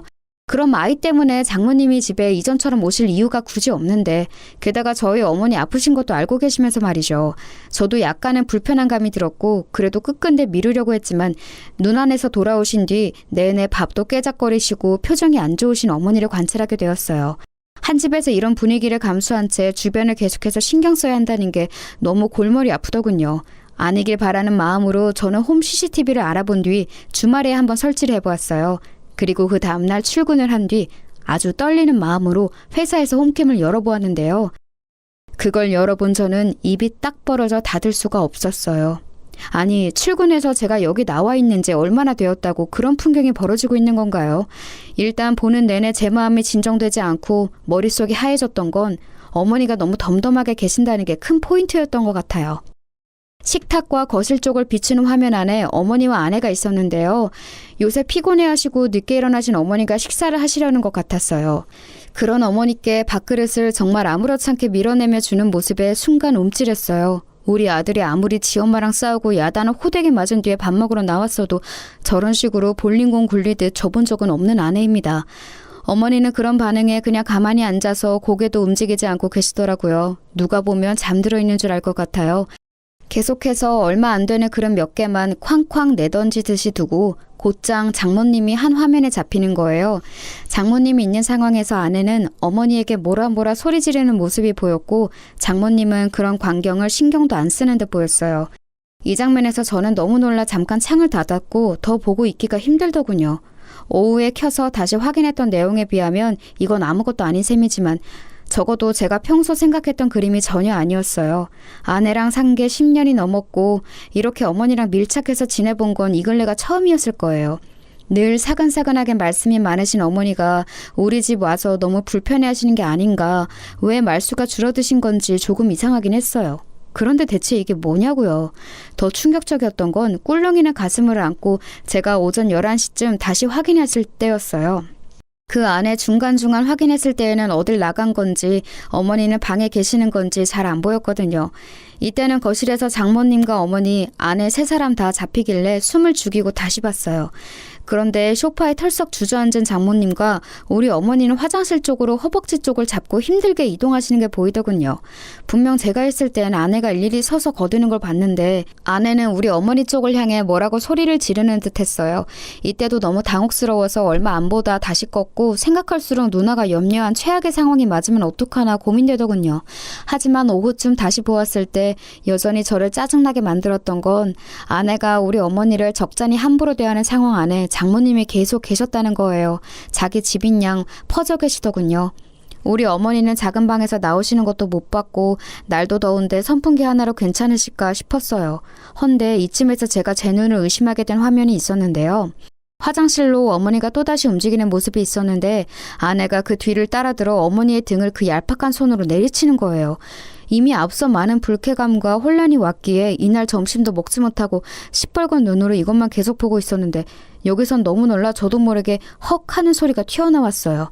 어머니는 아내의 손찌검에 그냥 고개를 숙인 채로 화장실 문을 열고 그대로 들어가시는 게 보였고 장모님은 분명히 그 장면이 보이는 곳에 있는 듯한데도 미동 하나 없으시더군요. 전 여기서 화면을 내린 후 목에 뭐가 걸린 듯 입을 계속 열고 있었어요. 침을 넘기기도 힘들고 대체 뭘 본 건가 싶더군요. 꿈이어도 깨면 기분이 지독하게 나빠올 판에 이게 뭔 상황이냐고요. 이게 현실이라니. 내가 아는 아내가 화면상 너무 진지하게 우리 어머니를 함부로 대하고 있었어요. 세상 무슨 자기 친구도 아니고 원수라도 저렇게 밀어대며 취급하지는 않을 것 같아요. 식사 준비하는 것부터 너무너무 기분이 이상했고 이후로 이뤄지는 광경들까지 무엇 하나 정상인 게 없었는데요. 심지어 우리 어머니 등짝으로 아무렇지 않게 손을 대며 화장실로 밀어내는 모습은 대체 뭐란 말인가요? 저는 곧장 떨리는 마음을 누르고 누나에게 바로 연락했고 놀란 누나에게 영상을 캡처해서 보내주었어요. 누나, 나 지금 내가 뭘 본 건지 모르겠다. 누나가 봐도 이상하지? 나 지금 좀 토할 것 같아. 어떡하지? 진정이 안 돼. 이 사람이 왜 그런 걸까? 누나, 나 이해 좀 시켜주라. 왜 이러는 거야? 아니야. 이 사람이 나보고 어머니 자기가 챙기겠다고 했는데 왜 그랬을까? 우리 어머니가 그렇게 경선했는데 말이야. 사진 보면 알겠지만 누나, 어머니 그냥 가만히 있단 말이야. 저렇게 손으로 쳐대는데 이게 말이 돼? 나 어떻게 이런 일이 다 있어? 누나는 전화를 일단 끊어보라더니 대강 확인이 되었는지 다시 전화가 걸려왔어요. 제철아, 안 되겠다. 좀 기다려줄래? 나도 같이 가봐야겠다. 나 금방 니네 집 가니까 너도 일단 집 쪽으로 가고 있어. 앞에서 만나자. 이리하여 누나와 저는 동시에 집으로 향했고 현관문을 열고 들어가 보고 제가 기함했던 건요. 아직도 장모님이 계셨다는 거죠. 박서방 지금 왔는가? 아이고 너무 오래 있었네. 이제 일어나야겠다. 그렇게 말씀하시는 장모님은 뭘 그렇게 까드시고 계셨는지 소파 앞 테이블엔 과자가 한 봉지였고 볼이 미어질 정도로 빵빵해지셨더군요. 아내도 덩달아 일어났고 아들은 욕실에서 씻고 있는 듯 했어요. 저는 장모님 말에 대답도 안 하고 곧장 아내에게 물었어요. 어머니는? 어머니 방에 계시지. 주무시는 것 같은데? 형님도 오셨네요? 형님 무슨 일 있으세요? 이렇게 말하는 아내를 지나 곧장 저와 누나는 어머니 방문을 열었고 어머니는 찜통 같은 방에서 억지로 누워 계시더군요. 잠이 드신 듯 했다가 얼추 깨셔서는 저희 보고 왔냐고 하시는데 이때 너무 울컥함이 밀려왔어요. 허공으로 눈을 두고 어쩔 줄 모르는 저를 대신해서 누나가 어머니를 일으키더군요. 엄마, 잠깐만, 이쪽으로. 이렇게, 그치. 잠깐만, 올케, 이리 좀 나와봐. 나 좀 보자. 누나와 저 어머니, 장모님, 아내까지 다 누구 하나 자리에 앉은 사람 없이 일어서서 마주하게 되었는데요. 곧장 누나는 아내를 향해 핸드폰 화면을 내밀었고 바로 거침없이 폭격을 시작했어요. 내가 얼마 전에 엄마 모셔갔을 때부터 이상하다 했어. 올케 미쳤어? 우리 엄마가 뭐 치매라도 온 사람이야? 기억이 없고 말을 못하는 사람도 아닌데 우리 엄마 순하디 순한 성질을 갖고 이용하는 거야 지금? 여지껏 나나 언니들이나 제철이한테 우리 엄마가 말 안 하고 있으니까 더 사람 함부로 본 거 아니냐고. 올케 나 이거 신고해서 끝까지 갈 생각인데 어쩔래? 제철이랑 얘기해서 어찌해볼 생각하지 말고 빨리 결정해. 아내는 이 말에 허둥지둥 놀라면서도 미간에 주름이 잡혔고 장모님은 거기서 나서시더라고요. 아이고 사돈처녀 이게 다 무슨 일이에요? 우리 경선이한테 왜 그래요? 아니 듣다 보니 사돈이 뭐가 어쨌다는 것 같은데 하루 종일 시어머니 돌본 우리 경선이한테 뭐요? 신고요? 그리고 여기 친정엄마인 나도 있는데 지금 뭐 하는 짓이래요? 어른이 어른같이 안 보여요? 이때 제가 불쑥 나서 누나 앞을 막고 장모님에게 따지게 되었어요. 생각해보면 더 크게 따졌어야 하는데 참 아쉽네요. 장모님, 지금 이런 걸 따지고 싶지가 않은데요. 저희 누나도 친정엄마인 우리 어머니 때문에 할 말을 하는 거예요. 지금 저희 누나가 보여드린 거, 이거 안 보이시나요? 와, 저 보고 너무 놀랬습니다. 어떻게 저희 어머니한테 와이프가 저러고 있는 걸 그냥 보고만 계셨나요? 게다가 지금 집 거실은 냉방 때문에 추울 지경인데 저희 어머니 방문은 꼭 닫아두셨네요. 냉방 때문에요? 그리고 제가 네, 이건 저도 문제가 되겠지만요. 홈카메라 설치해두고 가서 오늘 뭘 하신지들 다 봤어요. 하도 어머니가 이전 같지 않고 이상하다고 해서 저도 신뢰를 무릅쓰고 이런 것을 해봤는데요. 뭐 하는 짓들이십니까 진짜? 그러자 꿀먹은 벙어리처럼 뒤에 숨어있던 아내가 겨우겨우 입을 열면서 뭘 봤는지 모르겠다고 일단은 잡아떼더군요. 여기서 저는 하루 내내 감정에 물타기를 하고 혼란스러웠던 것들이 다 사라져버리면서 그냥 모든 게 영으로 돌아간 듯 했어요. 눈으로 본 화면들을 보고 너무 제 기준엔 기괴한 현실이라 믿을 수가 없었는데 아내가 이렇게 잡아떼는 꼬라지를 보니 더더욱 확신이 들었으니까요. 이 여자랑 나는 그동안 뭘 해왔던 것일까 환멸감이 마구 올라왔어요.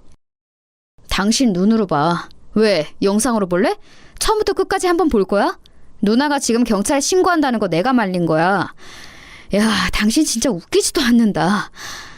어머니 왜 이런 얘기를 저한테 안 하시고. 죽겠다 진짜. 어머니는 땀으로 범벅이 된 몸이 냉기 아래 빠르게 식으셨는지 그리고 긴장이 풀리신 건지 그대로 식탁 의자에 미끄러지듯 앉으시더군요. 그 식탁을 눈으로 다시 보니 저는 정말 못 참을 지경이 되었어요. 그 테이블 위로 밥그릇과 반찬 그릇을 던지듯 쿵쿵 굴려대던 아내의 모습이 생각났거든요. 아내는 계속해서 부인을 했어요. 제가 더더욱 본인을 용서할 수 없도록 말이죠. 당신, 아니 잠깐 나 이거 뭔 상황인지 나도 모르겠어. 어떻게 이런 걸 말도 없이 놔두고 가? 언제 이런 건 샀어? 당신 진짜 무서운 사람이다. 내가 어머니한테 뭘 어쨌는데? 아니 막말로 해서 당신은 내가 얼마나 힘든지 알기나 해? 애 챙기고 어머니까지 챙기고 왔다 갔다 얼마나 힘들 줄 아냐고. 간병인 쓰는데 300은 넘을 거라고 걱정하길래 내가 그거 반 뚝 떼서 달라고 했지만 나도 중간에 그만하고 싶었어.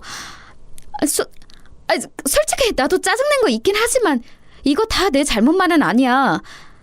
형님도 아까 저 뭐요? 신고요? 와 진짜 너무하시네요. 본인이 돌보실 생각은 안 하시고.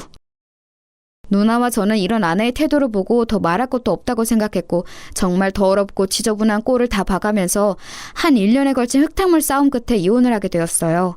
중간에 장모님이 얼마나 사냥개처럼 달려들고 절대 우리 딸 이혼은 못 시킨다고 악을 썼고 그럼 집은 내놓고 가라는 둥 말 같지도 않은 개소리를 하시더군요. 아내가 우리 어머니에게 했던 짓거리가 담긴 그 하루의 영상 기록을 보면 그 전에 그것도 어머니가 저희 집에 와 계시는 그 짧은 시간 동안 대체 뭔 일이 있던 건지 상상하기도 마음이 아팠어요. 어머니는 아무리 저랑 누나가 물어봐도 별거 없었다고 하고 자세히 말도 해주시지 않으셨어요. 아마 본인만 참으면 된다고 생각하시는 듯 했지만 우리 둘을 비롯하여 지방에 있던 누나도 올라왔고 미국에 있는 누나까지 귀국해서 다시 되짚어야 할 정도로 우리 가족의 상처는 컸어요. 가장 가슴이 찢어지고 죽을 맛이었던 건 저였지 않을까 싶어요. 어머니를 제외하고 봤을 때요. 그간 알아왔던 천진난만하고 순한 아내의 모습과 달리 초반에 그렇게 지극정성을 다하는 듯 하더니만 성인이 되어 손 한 번 제대로 잡아본 적 없는 우리 어머니의 등짝을 너무 아무렇지 않게 밀치듯 했던 그 모습. 저는 눈을 감아도 그 장면이 계속 눈앞에서 되풀이되어 내내 고통을 받고 있거든요. 뭔가 약이라도 있어서 먹고 잊을 수 있는 게 있다면 저는 그 장면을 제일 지워내고 싶어요. 게다가 저와 아내 사이에는 몹쓸 놈의 정이란 게 있었고 심지어 가장 저를 괴롭게 하는 관문이었던 자식, 바로 아들 정민이가 있었어요. 머릿속으로 당연히 이혼은 정해져 있었지만 생떼 같은 가족과 별 거지 같은 꼴을 다 치르고 찢어져야 한다니 너무 괴로웠어요. 어머니는 이 부분에 대해 너무 힘들어하셨어요. 별일 아니었다고 했잖아. 좀 이따가 다른 친척네로 가려고 했는데 왜 이렇게 일을 크게 만들었어? 이게 다 내 잘못이다. 아픈 게 죄야. 몸이 성치 못해서 자식한테 패만 끼치고. 사실 어머니가 이런 말씀을 하실 정도로 연세가 많지도 그렇게 몸이 다 멍망이 된 것도 아닌데 억지로 참느라 자식한테 말을 못하시고 나중엔 이게 알려져 자식이 이혼을 하는 것에 더 상처를 받으시다니 너무너무 가혹하게 느껴지는 거예요. 와중에 아내는 이혼하게 되었음에도 이런 독한 말을 내뱉었어요.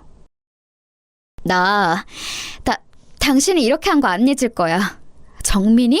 정민이 못 줘. 내가 키울 거야. 정민이 절대 안 돼. 그리고 뭐 고소를 해? 당신이 뭘? 내가 뭘 잘못했는데?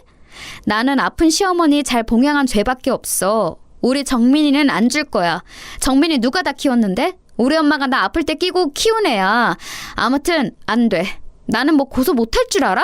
당신 몰래 촬영한 거 범죄야. 나도 알아볼 거야. 아내는 이렇게 악을 쓰고 소리소리 지르면서 자기의 다른 면모를 확인시켜 주었어요. 사실상 저런 일을 저지른 여자가 애를 데려가서 키운다는 것을 참을 수 없었지만 아이에게 물어봤을 때 얘는 이렇다 싶게 결정을 하지 못하더군요. 사실 정말 너무너무 가혹한 일이긴 했습니다. 도대체 왜 제 잘못이 무엇이길래 명백히 아내가 저지른 일로 어머니도 다치시고 제 결혼 생활도 파괴되고 아직 엄마 정을 못된 아이까지 빼앗기게 된 것이었을까요? 심지어 장모님은 동네에 온갖 욕을 퍼뜨리며 제가 바람을 피워서 이혼했다는 괴소문까지 퍼뜨리기 시작했어요. 찢어지게 가난한 본인네 집 형편에서 그나마 여유 있는 집에 시집간 막내딸내 기대어 매번 저렇게 왔다 갔다 본인은 호강에 겨우셨겠죠. 근데 이혼당해서 그 집을 나가야 하고 쫓겨나는 신세가 되었으니 아주 심술이 대단히 나셨나 봐요. 어차피 저는 집을 정리하고 그 동네로 옮길 예정이고 어머니 상태가 생각보다 많이 악화되셔서 더 신경 쓸 길이 없었어요. 이 무렵에 저는 정말 누가 뒤에서 제 등을 좀 잡아줬으면 좋겠다 싶을 정도로 아주 위태위태한 상태였어요. 어머니 영상을 본 것도 머릿속에 너무 뚜렷하고 살다 이렇게 기가 막힌 뒤통수를 맞아보는 것도 처음이었고요. 제가 이룬 가족도 붕괴되었고 매일 밤 퇴근해서 들어가며 보던 풍경과 아이 역시 다 잃게 되었으니까요. 게다가 스트레스가 꽤 심하셨는지 어머니는 얼마간 추가적인 치료를 더 많이 받게 되셨어요. 그동안 저도 회사에 휴가를 내고 한동안 정신과 치료를 받았어요. 뭐 할 수 있는 게 아무것도 없더라고요. 아내는 양육비며 이것저것 요구하는 게 많았지만 넋이나가 대꾸를 못하는 절 대신에 작은 누나가 많은 것들을 해결해주고 대신 맞서 싸워주었어요. 그래서 더 역한 꼴까지 가진 않았지만 하여간 저는 이후로 크게 일을 갈게 되었어요. 인간을 이렇게까지 미워해본 일은 아마 처음이 아닐까. 그것도 아이러니하게 사랑해서 결혼을 했고 아이까지 함께 낳아 키웠던 여자라니. 차라리 바람을 피웠다면 이보다는 나았을 텐데 싶어 몇 번이나 자다 깨서 경기를 일으키곤 했어요. 어머니의 상황은 갈수록 좋아지지 않았고 누나들의 근심도 커져만 갔어요. 누나들은 가급적 제가 빨리 일상에 돌아가길 바랬고 보다 못한 작은 누나가 이런 조언을 하더군요. 제철아, 일단은 잘 살아야 돼. 네가 지금 할 일은 그거야. 엄마도 지금 별 수가 없어. 올케 정말 이상한 인간이잖아. 그 일 다 잊으라는 거 아니야. 어떻게 잊냐, 사람인데. 잊어서도 안 되고 말이야. 일단은 너 살 길을 찾아서 살고 살아서 숨이라도 쉰 다음에 그 뒷일을 생각해보자. 이렇겐 죽도 밥도 안 돼. 왜 우리가 힘들어야 해? 엄마도 곧 좋아질 거야. 좀 견뎌보자. 누나의 말을 듣고서 저는 희망이 없는 상황이었지만 어떻게든 힘을 내보게 되더군요. 맞아요. 되던 안 되던 일단 살아서 숨구멍이 트여 있어야 뭐든 할 수 있는 거잖아요. 저는 얼마 안 가서 다시 회사로 복귀했고 이혼 사실을 주변에 조금씩 알렸고 사유에 대해서 굳이 언급은 하지 않았어요. 괴로웠던 건 아이를 아내가 데려가서 키우는 것 때문에 제 쪽에 결함이 있는 걸로 생각하시더라고요. 저는 이런 시선 때문에 더더욱 제 아이를 갈망하게 되었고 가끔씩 아이와 마주하게 될 때마다 속으로 더 크게 다짐을 하게 되었어요. 어머니와 아들 사이에 이처럼 쓰린 상처를 남겨 아리게 만든 건 절대 그냥 넘어가진 않겠다고 말이에요. 이혼은 어디까지나 필요한 과정이었을 뿐 저는 아내에게 제대로 제 화를 토해내지 못했어요. 그때는 너무 억울했는데 지나고 보니 그렇게 바보같이 제대로 화를 부리지 못했기에 다행이라고 생각해요. 그렇게 어줍지 않은 돈 따위로 퉁치고 해결 보지 않고 마음에 서슬퍼린 칼날을 품고 일을 갈다가 훗날 이렇게 완벽한 복수를 이루었기 때문입니다. 저는 정말 아주 근성 있게 계속해서 아내에게 완연하게 되갚아줄 날만을 기다려왔어요. 아이를 만나는 걸 방해할 때나 순순히 만나게 해줄 때나 그렇게 아이와 저와 아내 모두 적당히 나이를 먹어가는 동안에 말이에요. 본래 결혼할 때도 그랬지만 이혼할 무렵에는 정말이지 아내는 얼마 가진 것도 없이 정민이를 데리고 쫓겨나다 친정으로 갔었어요. 장모님이랑 같이 나란히 큰오빠네 집에 들어앉았다고는 들었어요. 그래서 어쩔 수 없이 우리 정민이도 지방으로 전학을 가야 했고요. 장모님은 더 물주가 되어줄 줄 알았던 사돈댁이 얄미워 사위가 바람을 피웠다고 소문을 냈고 그걸 결국 손주인 우리 아들이 돌려받았어요. 수군대는 사람들 때문에 어차피 이 지역에서 못 살게 되었고요. 전 중간에 몇 번이나 아들에게 사정을 물었어요. 지낼만해? 중학교는 어때? 엄마랑은 잘 지내고 있어? 친할머니가 너 많이 보고 싶어해. 이렇게 말하면 아들은 초반에는 이렇게 말을 했었어요. 엄마가 아빠네 가족 얘기하는 걸 싫어해. 다음 주부터는 너무 자주 안 만났으면 좋겠대. 나는 아빠랑 만나는 거 편한데 엄마랑 같이 있기 힘들어. 엄마 맨날 화만 내. 아들 얘기를 쭉 들어보니 역시 생활고가 만만치 않은 듯 했어요. 그러면서 뭐라고 애한테 화풀이를 해대는 건지 이상한 기대까지 하고 앉았더군요. 나 엄마가 좋은데 외삼촌이랑 외숙모는 싫어. 나랑 엄마가 여기 와서 사는 게 싫으신 것 같아. 사촌 형도 눈치 주고. 아, 외할머니는 나한테 여전히 잘해주지. 근데 엄마랑 맨날 싸우셔. 전에 삼촌이 엄마한테 생활비 얼마 내라고 해서 불같이 싸웠거든. 삼촌이 엄마한테 욕하고 장난 아니었어. 그래도 엄마는 나 공부시키려고 장난 아니야. 옛날에도 엄마가 욕심이 있긴 했잖아. 이렇게 아들 말 그대로 아내는 꽤나 아들한테 욕심이 있던 사람이에요. 어릴 때부터 이것저것 빠져서 애한테 영어 유치원이며 뭐며 자기가 못 해본 꿈을 이루겠다고 어지간히 공부도 시켜댔었어요. 이상하게 허영이 있어서 돈 있는 여자들이랑 어울려 다니면서 허세를 부렸었고요. 아들 말에 의하면 지방까지 내려갔음에도 고등학교는 좋은 데로 진학시키려고 용을 쓴다더라고요. 엄마는 나를 되게 착각하고 있는 것 같은데 나는 좀 부담이 돼. 나중에 교육비랑 등록금 감당은 어떻게 하려고 하는지. 이때 저는 어딘가에서 힌트를 얻었고 아들에게 조심스레 물었어요. 너는 공부도 하고 싶어? 형편이 안 되니까 엄두가 안 나는 거야? 아니면 진짜 하기 싫은 거야? 그러자 아들이 눈치를 쓱 보더니 공부를 하고 싶다더군요. 어릴 땐 몰랐는데 나도 대학 목표가 조금 생겨서 하고 싶어. 근데 엄마랑 있는 동안은 학원도 마땅한 데가 없으니까. 일단 저는 알겠다고 하고 좀 더 생각을 해보았어요. 그 뒤로도 번번이 연락을 이어가던 중 아내가 아주 죽을 똥 이래가면서 자기 큰오빠네 집엔 생활비 한 푼도 안 주고 그걸 갖다가 아들 학원에 몰아준다는 걸 알게 되었어요. 점점 아들은 이 분위기를 부담스러워 하더군요. 엄마는 자꾸 내가 좋은 대학만 가면 끝이라고 해. 그럼 자기 고생을 보상받는다고. 외할머니랑 싸울 때도 계속 저런다니까. 정민이 대학 가기만 해보라고 외삼촌이랑 외숙모도 가만 안 두겠다고 하는데 엄마가 말을 계속 저렇게 하니까 내가 여기서 눈치 보이는 거야. 외할머니도 너무 약발이야. 외숙모 막 괴롭히고 솔직히 언제 쫓겨날지도 모르겠어. 너무 불안해 나. 상황 돌아가는 걸 보니 정말 어지간히 구역질 나는 꼴이 아니더라고요. 워낙에 어렵게 살아왔다는 건 알고 있었지만 애를 통해서 뭔가를 해소하고 보답받으려고 하는 꼴이 참 여전해 보였어요. 이걸 보니 더더욱 신물이 올라온 건 우리 어머니를 구태여 본인이 보겠다고 간병인에게 쓸 거 반 떼달라고 했던 것도 돈 때문이란 걸 확신이 있어서예요. 그렇지 않고서야 자기가 나서서 그렇게 귀찮은 일 굳이 했을 리가 없으니까 말이에요. 아무튼 저는 이런 사태를 계속 주시하고 있었고 나름 제가 할 수 있는 준비는 차분하게 다 해두었던 것 같아요. 그런 와중에 아들은 시간이 지나 저에게도 아주 좋은 소식을 가져왔어요. 아빠, 나 사연대학 붙었어. 진짜 믿기지가 않아. 와, 너무 신나. 아빠 축하해 줄 거지? 저는 너무너무 축하한다고 했고 진심으로 아이가 이룬 결과물이 대단하다는 생각이 들었어요. 뿌듯하기도 했고요. 그래서 아들을 만나서 밥을 사주는데 이 녀석이 아주 근본적인 고민을 털어놓는 거예요. 아빠 있잖아. 엄마가 첫 학기 때 빼고는 등록금을 대줄 수가 없대. 나보고 휴학하고 알바하던지 군대를 가라고 하더라고. 나도 형편이 그래서 가고는 했었어. 어쩔 수 없지 뭐. 근데 나 고민되는 건 이게 아니라 엄마 때문에 좀 너무 피곤해. 빨리 알바해서 돈이라도 벌어오라는 둥 아니면 얼른 취직해서 이제 나보고 먹여 살리라고 하는데 외할머니까지 나란히 나를 보고 있으니까 진짜 미치겠어. 엄마는 빨리 다시 서울로 가고 싶다고 난리야. 역시나 보자 하니 구질구질하게 아들한테 모든 걸 기대고 있었더라고요. 그러면서 자기가 그렇게 극성을 떨어서 공부시킨 아들로 덕 좀 보려고 했었고요. 이제 갓 좋은 대학에 들어간 것뿐인 애한테 애엄마랑 노인네 둘이서 대체 뭐 하는 짓일까요? 저는 본격적으로 제가 꽤 고민했던 사안을 꺼내어 아주 조심스럽게 아들에게 제안을 했어요. 이걸 아들이 받아들이면 얘기가 되는 거고 만약 아들이 조금이라도 흔들린다든지 어찌됐든 안 될 이유가 있다면 다 의미가 없어지지만요. 아들은 제 얘기를 듣고 적잖이 충격에 빠졌어요. 아빠 꼭 그렇게 해야 해?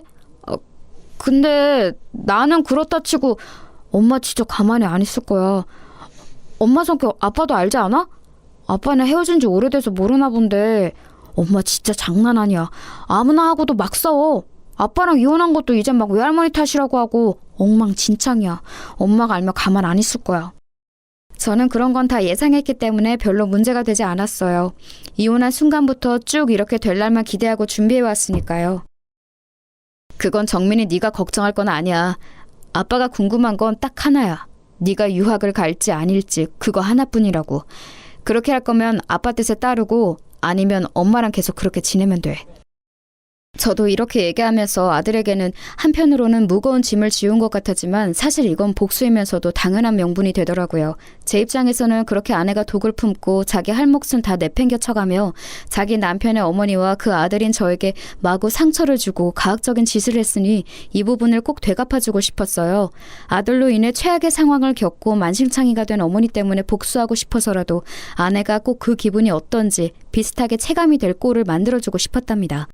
그래서 제가 생각했던 복수는 아내로부터 아들을 빼앗는다는 것이었어요. 그렇게 공들여 키운 이혼하고 쫓겨나서 별의별 수모를 당하고 찌질하게 살아가며 오직 자식 하나만 공부시켜놨는데 이 아들이 돈 따라서 눈앞에서 사라진다면 어떤 기분이 들까요? 제가 이렇게까지 마음을 먹게 된 건 단순히 어머니에게 그런 짓거리를 했기 때문이 아니에요. 어머니는 정말 저를 생각하는 마음 하나로 제 가정이 붕괴되지 않길 바라는 마음에 꾸역꾸역 참고 말을 안 하셨어요. 나중에 저의 이혼으로 인해 더 스트레스를 받고 충격과 우울증에 시달리셨고 계속해서 요양병원 신세를 지고 계십니다. 중간에 누나들은 몇 번이나 어머니가 잘못될까 마음을 줄였어요. 숨이 불어서 계속 우리 곁에 있어주는 것만으로도 감사한 마음이지만요. 저는 궁극적으로 우리 어머니를 저렇게 만들어버린 아내를 용서할 수 없어요.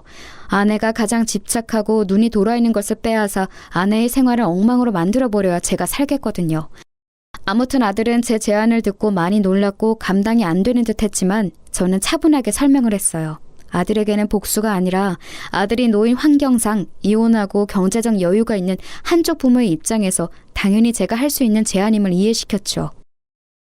너도 알아들을 나이가 되었으니까 얘기하는 거야. 엄마가 그간 너를 고생해서 키운 건 인정한다. 하지만 이후의 생활은 어때? 좋을 거라고 상상이 되니? 그렇지 않잖아. 많이 힘들고 할머니와 엄마의 기대가 너무 버겁다며. 외숙모 삼촌을 새들어 사는 것도 하루 이틀 아니냐고. 아빠는 정민이 너가 공부를 더 할 수 있도록 지원해줄 생각이야. 유학 관련해서도 충분히 알아봤다. 그런데 한 가지 조건이 있어. 아들은 여기까지도 예상은 못한 듯 했어요. 보아하니 아내가 절대 자기 입으로 본인 잘못을 말했을 리가 없겠더군요. 아빠가 굳이 엄마와의 연락을 모두 끊어야 지원해줄 수 있다고 말한 건 이유가 있어서야. 친할머니가 아프신 건 엄마와의 관계 때문이란다. 네가 엄마랑 같이 있으면서 내 지원을 받으면 엄마는 그걸 좋게 받아들이지 않을 거야. 받긴 받겠지만 자기를 위해서 쓰겠지. 이런 얘기를 너한테 해서 미안하지만 아빠는 그런 상황이 된다면 너한테 오롯이 들어가는 게 아니라 외할머니와 엄마한테 넘어갈 돈은 지원해줄 수 없다. 그래서 너한테 다소 힘든 상황이겠지만 제안을 해보는 거야. 사실 진즉 아빠는 널 데려와서 키우려고 했어. 하지만 너가 엄마 손이 많이 필요해 보였고 엄마도 너를 못 놓았고 순전히 널 위한 배려로 엄마 곁에 둔 거야. 내 경제적인 도움이 필요하다면 아빠는 얼마든지 줄 수 있어. 하지만 엄마랑 연결되어 있으면 도와줄 자신이 없구나. 너는 어떻게 하고 싶어? 아들은 시간이 필요하다고 했고 저는 결정할 시간을 주었어요. 이 시간이 참으로 아들에게 무겁고 갑갑한 시간이었을 거란 건 알지만 어쩔 수 없어요.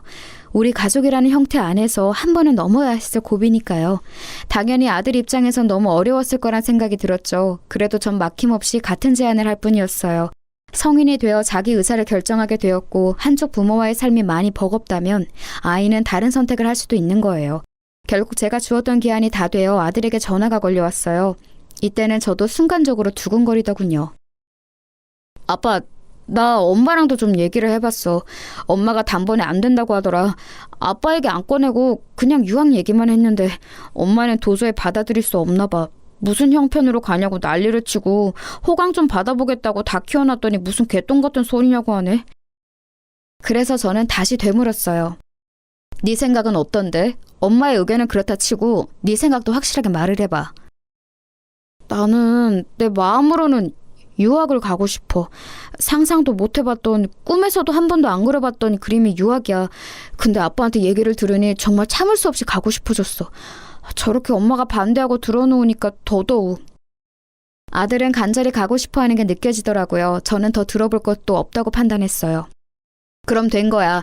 너는 유학을 가면 돼. 뒷일은 아빠가 알아서 할 테니 신경 쓰지 말고 네가 간단히 생활할 짐들을 챙겨서 나와라. 이렇게 되어 아들은 짐을 챙겨서 서울에 있는 제 집으로 왔고요. 그전까지는 지 엄마에게 아무것도 오픈하지 못하도록 했어요. 이윽고 이 사실은 제가 전화로 알리게 되었답니다. 저는 이 순간을 얼마나 기다렸는지 몰라요. 정말 수년이 지나서 10년이 지나 목소리로 서로 1:1 대면을 하게 된 것 같아요. 개면쩍게 전화를 받는 아내에게 저는 결론부터 줄줄이 말을 해나갔답니다. 오랜만이네. 나도 당신한테 전화 같은 거 걸고 싶지 않았어. 진정하고 있잖아. 정민이는 내가 알아서 할 테니까 당신은 이제 당신 앞가림이나 잘하고. 알겠지? 뭐? 정민이가 뭘 어쩌고 어째? 지금 뭔 말을 하는 거야 당신? 이처럼 덜 떨어지고 멍청한 말투로 분을 토해내는 아내의 반응을 보며 저는 정말 속으로 너무너무 웃음이 나와서 멈출 수가 없었어요. 너 우리 어머니한테 한 지 잊었어? 어디 한번 제대로 뒤통수 맞고 아들과 엄마 사이 피눈물 경험해봐. 이 말이 목구멍까지 차오르는 걸 참느라 목이 아플 정도였네요. 머리가 나빠? 무슨 말인지 모르겠어? 애 공부에 오른시키느라고 본인 머릿속 지능은 다 갖다 버렸나 봐? 정민이 앞길은 내가 알아서 한다고. 당신 사는 거 힘들 거 아니야. 애 어릴 땐 당신이 하도 박박 악을 써서 지랄을 해대니 그땐 내가 놔준 거야. 거진 10년이 되도록 끼고 살았으면 할 만큼 누린 거 아니냐고. 이젠 뒷일은 내가 알아서 할 거야. 애 유학도 하고 그 구질구질한 데서 안 살게 끌어내왔어. 그니까 여기는 신경 끄라고. 알아듣지? 저는 이때 환희를, 이 기쁨을 정말 이기기 힘들었어요. 어머니 일을 당했을 때 저는 너무 충격이 크고 주저하며 바보같이 어쩔 줄 모르고 소극적으로 대처했었어요. 몇 번이나 나쁜 생각을 했었고 어머니는 그런 상황에 두고 아내를 철썩 믿었던 저를 탓했었고요. 저는 정말 그날의 장면을 한 번도 잊은 적이 없었고요. 계속해서 기다리고 또 기다렸어요. 철저히 준비해서 구질구질한 싸움 없이 아주 간편하게 아내에게 보수를 할 수 있는 나는 말이에요. 아내가 저렇게 발작을 일으키는 건 그간 저의 고통에 대한 아주 재미있는 보상이랄까? 솔직한 마음으로 더 잘못되라는 마음도 컸지만요. 아무튼 아내는 길길이 날뛰고 그 뒤로도 한 일주일간은 전화가 왔었어요. 저는 마무리 확실히 짓기 위해 걸려오는 전화마다 다 받고 몇 번이나 확인 사살을 시켜줬어요. 왜? 애한테 다 쏟아붓고 그지 되었는데 애 뺏기니 못 참겠어? 당신 진짜 웃기다. 남의 엄마랑 아들 사이는 아주 반타작을 내놓고 본인 자식이랑은 잘 살 생각을 야무지게도 했네. 당신이 우리 어머니한테 한 짓을 내가 이혼 정도로 끝내주니까 세상 살기 쉬워 보이지? 이제 알아서 살 길 잘 살아. 정민이는 당신이랑 살고 싶지 않대. 돈에 환장해서 사람 함부로 대하는 벌을 아직도 못 고쳤더라. 어디 이제 아들한테 슬쩍 업혀갈 생각을 해? 주제를 알고 당장 꺼져. 그 꼬라지 들어주는 건 더 이상 정민이한테 한 남기지 말라고 오늘까지만 해주는 배려야. 앞으로는 국물도 없으니까 전화하지 마라. 그 구질구질한 목소리 또 들려오면 난 더한 짓도 해줄 수 있어. 기대하는 게 좋을 거야. 이렇게 된 이후 저희 아들은 제가 준비해준 내용을 토대로 유학을 갔어요. 간지 이제 좀 되었기 때문에 본인도 적응을 하고 있고 원했던 공부를 할 수 있어서 만족하는 것 같더라고요.